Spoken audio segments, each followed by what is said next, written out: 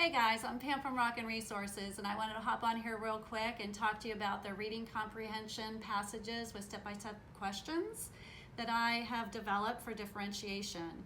And I have my little buddy here, Luna, with me, so who knows what's going to happen during this video. So every classroom needs some form of differentiation. We don't have students that are all on the same level. I always struggled with that as a classroom teacher, looking for differentiation for my classroom. And I even have one of my own children who has dyslexia, and I was always trying to find ways to help him. That's what led me to create these passages, because I needed them in my classroom, so I'm sure that there's many people that need them as well. What I did was I took the Common Core standards and I started off with 4th grade. Now I have them for 2nd, 3rd, 4th, and 5th. But I started off by looking at the Common Core standards and developing passages for each standard. So there's 2 passages actually for each standard. And the reason for that is maybe you want to do one for practice and one for assessment. At least you'll have more than one. So they are developed in that manner. Let's take a look. Okay, so the passages, what I did is I took a passage, this one's called The Spice of Life, and I created differentiation. So you're going to see 3 different levels of reading. So like at the bottom, I list the Lexile level. This one says 400, this one says 600, and the other one is 800. And then that way, whenever you have your students, this one's a 3rd grade level, I think. Yeah, this one's 3rd grade. So whenever you have your students, you can have students who are higher reading level, have a higher reading level or lower reading level, and still give them that same material that you're looking for when you're teaching that standard. At the bottom here, I have listed the standard. So it's written out text evidence, and there's a number 1 next to it because there's 2 passages.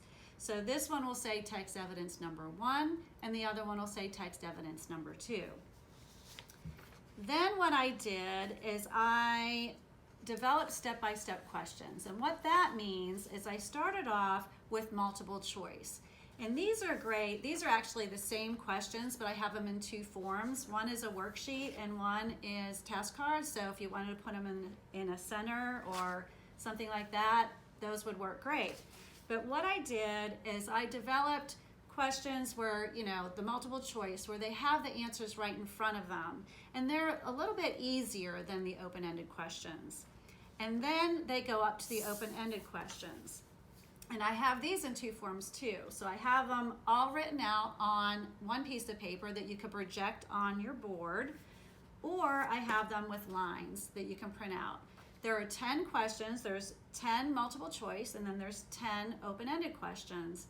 And the open-ended questions are more higher level thinking. You're going to have more in-depth to these questions. And then that way the students, maybe you have students who can only work on multiple choice, or students who you're trying to push and just give them the open-ended questions.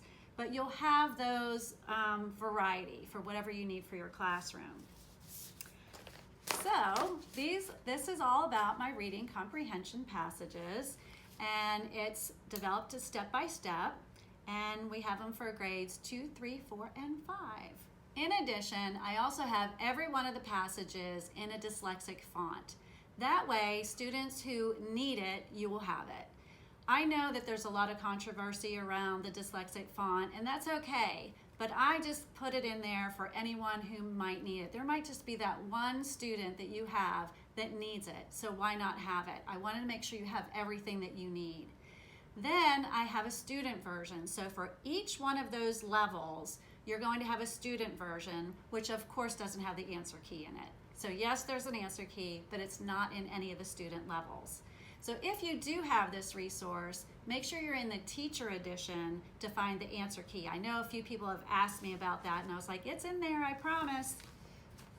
So if you would love to check some of these out, I have some freebies for you. For each grade level, I have a freebie for the literacy standards, and I also have a freebie for the informational standards.